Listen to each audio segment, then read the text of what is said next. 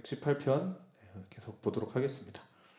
자, 문 나라가 에워싸고 마치 이제 벌들이 막 때로 몰려와서 빠져나갈 구멍이 없을 것 같은 그런 어려운 상황 속에서도 그런 상황에 있었지만 이 시편 118편의 시인은 하나님을 의지하면서 하나님께 피했을 때 구원하여 주신다. 구원하여 주신 그 여호와의 하나님의 선하심과 또 인자하심을 이 시를 찬양한다. 이 시의 시인은 그렇게 고백을 하고 있습니다. 노래하고 있죠.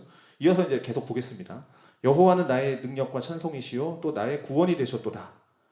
그러니까 마치 전쟁에서 문나라가 아까 얘기했듯이 벌들처럼 막 나를 에워싼 상황이지만 그들이 나를 밀쳐 넘어뜨리려고 한다 해도 왜냐 나는 여호와는 나의 도움이시기 때문에 나는 넘어지지 않는다. 왜냐 여호와는 내 편이시기 때문에 그렇다는 거죠. 그래서 나는 여호와의 능력과 찬송을 찬양합니다. 또 나의 구원이 되십니다. 이제 그 고백을 하는 겁니다.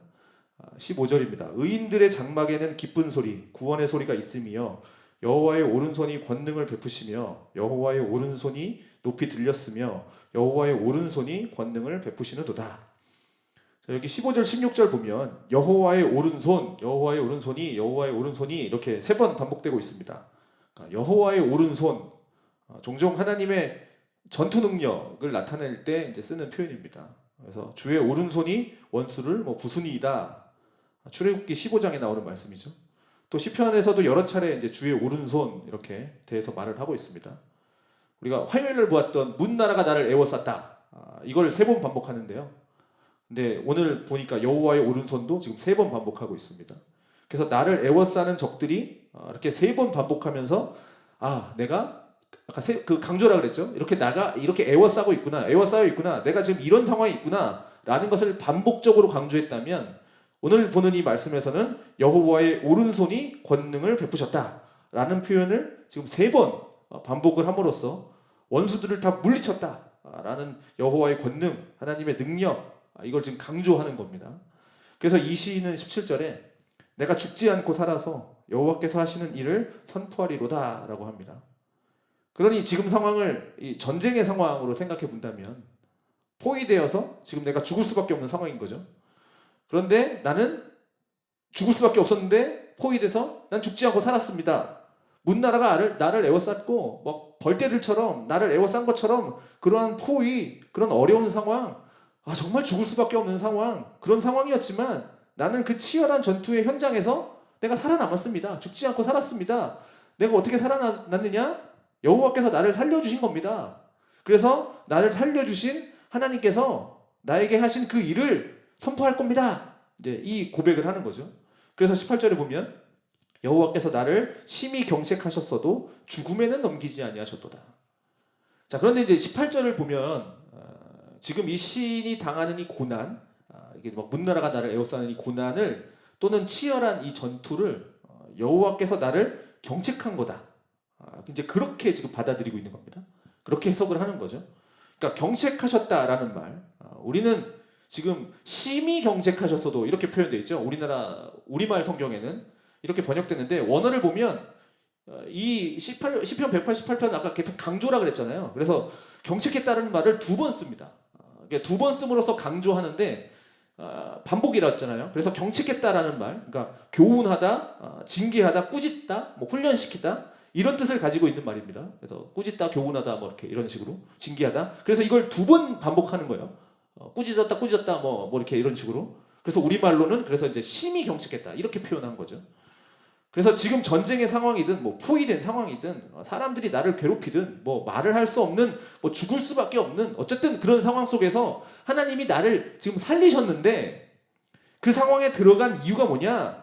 자신의 죄에 대한 하나님의 꾸짖음, 그러니까 나의 죄에 대한 하나님의 꾸짖음, 아니면 지금 이 상황 속에서 하나님은 나를 훈련시키는 그 상황 속으로 나를 인도하심으로 나를 훈련시키시고 또 무언가를 깨닫게 하시려고 하는 그런 하나님의 경책하심이다 라는 것을 지금 이 시인은 이해하고 그렇게 해석을 하고 있는 겁니다. 그런 상황 속에서 하나님이 나를 그러니까 꾸짖음, 징계에 나를 보내셨다 할지라도, 하나님이 그렇게 나를 좀 힘든 상황에 몰아놓으셨다 할지라도 하나님은 나를 죽음에는 넘기지 아니하셨다. 이제 이 표현인 거죠. 그러니 나를 징계하고 경책하는, 교훈하고 뭐 책망하고 꾸짖고 이런 일들이 나한테 지금 발생을 해서 하나님이 그렇게 나를 그 자리에 두셨다고 할지라도 그것은 하나님의 나를 훈련시키는 과정이다. 이 모든 게 하나님이 나를 훈련시키는 과정이다. 더욱더 하나님을 바라보게 하는, 하나님을 의지하게 하는 훈련의 과정이다. 이런 거죠. 그래서 하나님이 나를 죽이시려고 그 자리에 보낸 게 아니다. 그게 아니라 이런 상황 속에서 더욱 하나님을 의지하고 하나님을 붙들도록 하는 하나님의 훈련이라는 겁니다. 그걸 지금 고백하는 겁니다. 그러면서 이제 19절, 내가 내게 의의 문들을 열지어다. 내가 그리로 들어가서 여호와께 감사하리로다. 이는 여호와의 문이라. 의인들이 그리로 들어가리로다. 주께서 내게 응답하시고 나의 구원이 되셨으니 내가 주께 감사하리이다. 자, 전쟁터, 그러니까 그 치열한 싸움의 현장, 그 고난과 역경의 현장 속에 있던 내가, 그 자가 이제는 살아서 어떻게 됩니까? 의의 문을 열 거다. 여기 의의 문, 보통 성전의 문이라고 생각을 하고 있습니다. 그러니까 성전의 문을 열어주십시오. 하나님이 계신 그 곳 문을 열어주십시오. 내가 그리로 들어갈 겁니다. 근데 여기 의의 문은 뭡니까? 의인만 들어갈 수 있는 거죠. 의의 문, 의인만 들어갈 수 있는 문인 것이죠. 부정한 자는 들어갈 수가 없는 겁니다. 그러니 내가 어떻게 됐다는 겁니까? 이제는 의인이 됐다는 겁니다. 그래서 하나님께서 나를 이렇게 살려주셔서 나를 정결한 자로 만들어주셨다. 이제 이 표현인 거죠. 그래서 그 성전에 내가 들어가서 함께 하나님을 찬양합니다. 내게 베풀어 주신 그 주님의 은혜, 내게 베풀어 주신 그 주님의 구원, 내가 감찬송하고 감사합니다. 이 표현인 거죠. 그러면서 23절, 22절, 23절, 건축자가 버린 돌이 집 모퉁이의 머릿돌이 되었나니 이는 여호와께서 행하시는 것이요 우리 눈에 기이한 바로다. 자, 건축자가 버린 돌, 원문에 보면 복수로 되어 있습니다. 그러니까 건축자들이 버린 돌입니다. 집을 짓는데 이제 여러분 잘 아시다시피 돌이 있죠. 그래서 이 돌을 재료로 쓰기에는 이제 마땅치가 않은 거예요. 돌이 있는데 재료로 쓰기에 마땅치가 않습니다. 쓸모없는 돌입니다. 집을 짓는 사람이 버릴 때 이거 진짜 아깝다. 이 돌 정말 아까운데 그래서 좀 남겨놨다가 쓸까? 뭐 어디 필요한 데에다 쓰겠지? 잠깐 남겨둘까? 뭐 그런 생각 아닌 겁니다. 그냥 버린 돌입니다. 그냥 아무 쓸모없는, 쓸데없는 돌, 완전 버린 돌이기 때문에 그냥 버려버린 겁니다. 그래서 쓸모없어서 미련 없이 과감하게 그냥 버린 돌. 그런데 이게 반전이 일어난 거죠. 그 버린 돌이 집 모퉁이의 이제 머릿돌이 되었다라는 겁니다. 집 모퉁이의 머릿돌, 벽과 벽 사이에 이제 이렇게 나란히 이제 가운데에 이제 벽이죠, 돌이죠. 벽과 벽이 만나는 자리에 모퉁이 돌로 배치를 한다는 겁니다. 그래서 이것은 건물 벽의 기준이 되는 것뿐만 아니라 이게 양쪽 방향에서 오는 무게를 견뎌야 되는 거기 때문에 이게 단단한 돌로 세워지는 거죠. 처음에는 건축자들이 버린 돌이었는데 이제는 없어서는 안 되는 이제 중요한 돌이 머릿돌이 되었다. 이제 반전이 일어난 겁니다. 이것이 하나님께서 행하신 일이다. 이거다. 이거죠. 그래서 내가 그렇게 사람들에게 쓸모없이 버림바 되었고 버려졌지만 이제는 없어서는 안 될 아주 중요한 머릿돌이 되었다. 그것이 뭐냐? 바로 하나님이 행하신 일이다. 이걸 생각해봐도 참 내 눈으로 봐도 이건 정말 놀라운 일이다. 기이한 일이다. 이건 정말 하나님이 하신 일이다. 이제 그렇게 고백을 하는 겁니다. 그러면서 24절에 이 날은 여호와께서 정하신 것이라. 이렇게 구원하신 날, 여호와께서 정하신 날, 이 날은 여호와께서 만드신 날이다. 정하신 날이다. 이 날에 우리가 즐거워하고 기뻐할 거다. 여호와여 구하옵나니 이제 구원하소서. 여호와여 우리가 구하옵나니 이제 형통하게 하소서. 여호와의 이름으로 오는 자가 복이 있으며 우리가 여호와의 집에서 너희를 축복하였도다. 자, 이 여호와의 이름으로 오는 자라고 하는 거는 여호와의 이름으로 오는 지도자를 말하는 겁니다. 그래서 보통 왕을 가리키는 표현입니다. 여호와의 이름으로 오는 자, 왕을 가리키는 겁니다.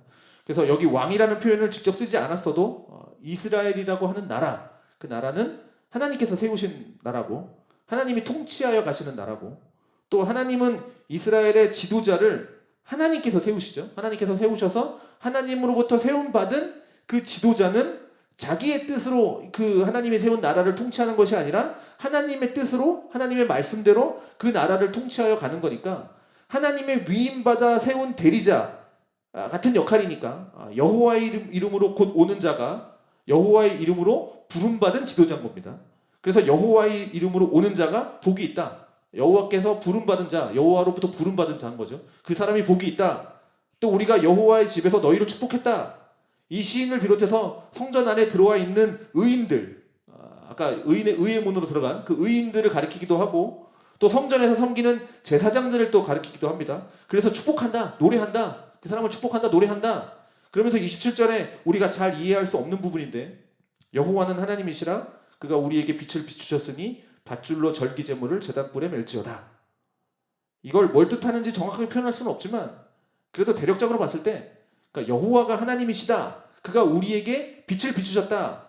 즉 우리가 공경에 처했고 죽을 상황에 있고 그게 보통 이제 공경, 어두움 이런 거는 보통 그러니까 공경, 죽을 상황 이런 거 보통 어두움으로 표현하죠.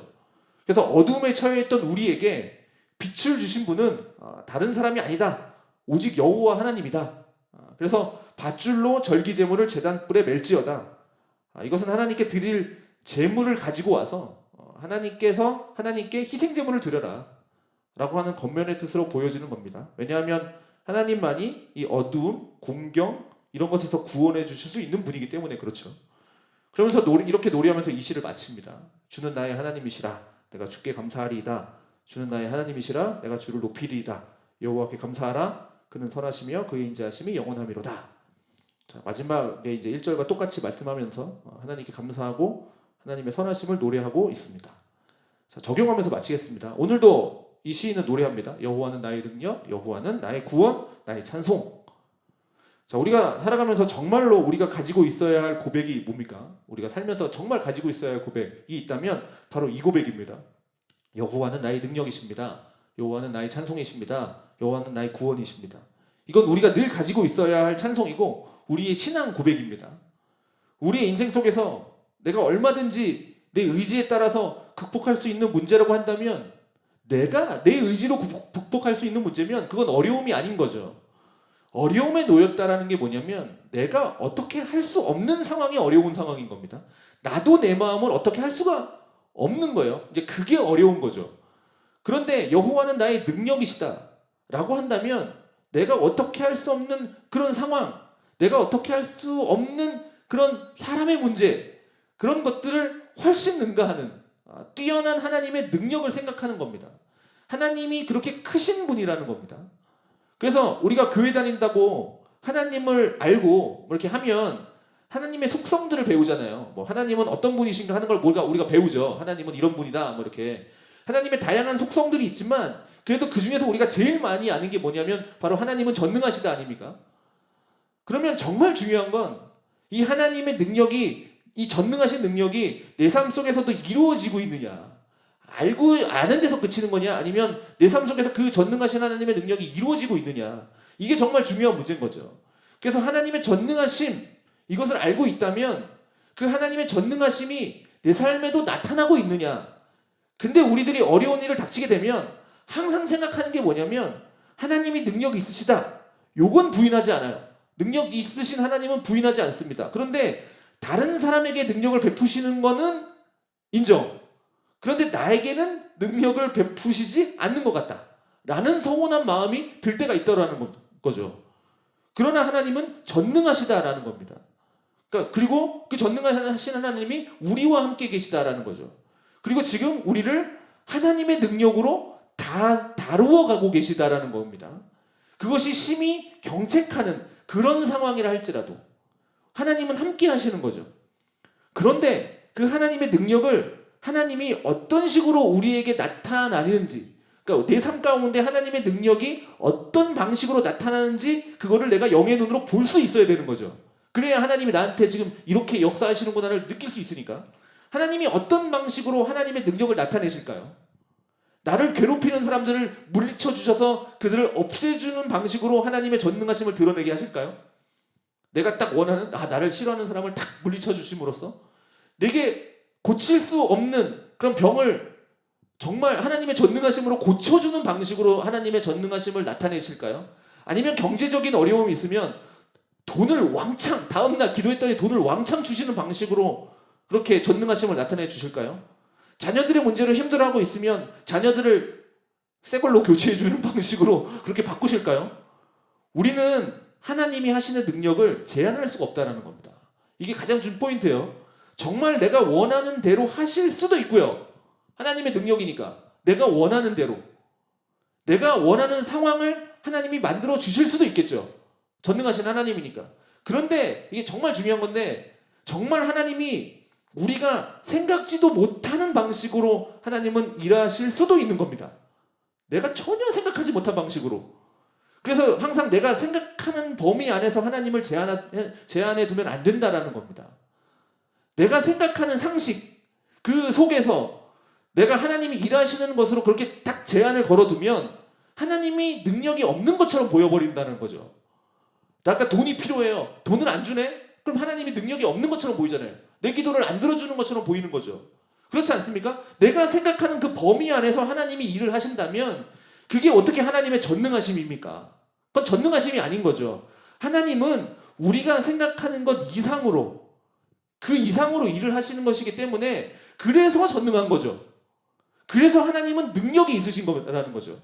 그래서 때로 우리가 하나님이 일하고 계시다는 것을 못 보고 있는 거라는 거죠. 왜냐하면 내 상식을 벗어난 거기 때문에.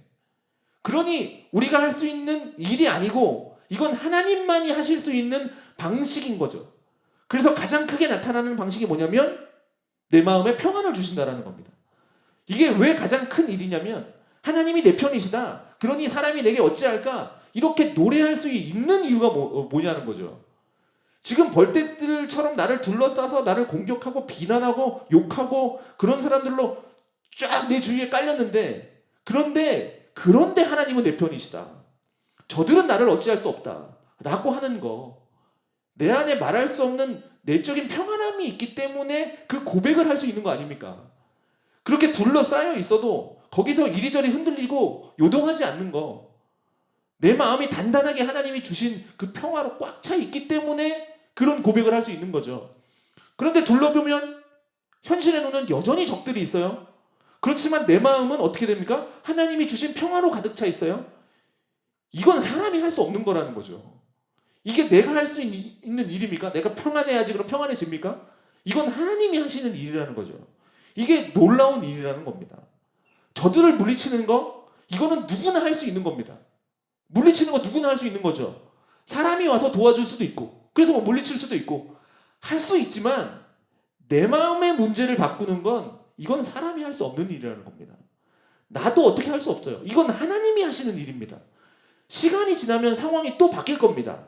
저들이 나를 공격하고 있지만 죽을 때까지 나를 그렇게 공격하고 있지는 않을 거예요. 상황은 바뀌고요.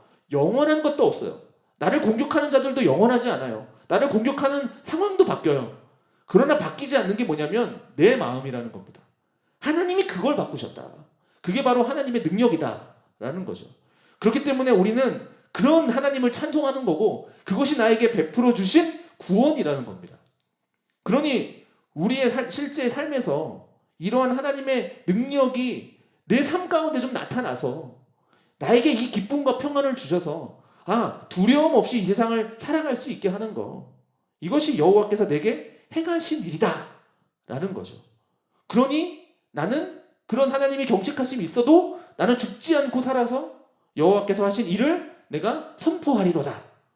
이거를 지금 이 시인은 노래를 하고 있습니다. 그러니 이제 우리가 다가오는 새해를 이제 또 맞이하면서 살아갈 텐데, 새해에도 그런 것이 충만하기를 바라겠습니다. 전능하신 하나님이 나와 함께 하십니다.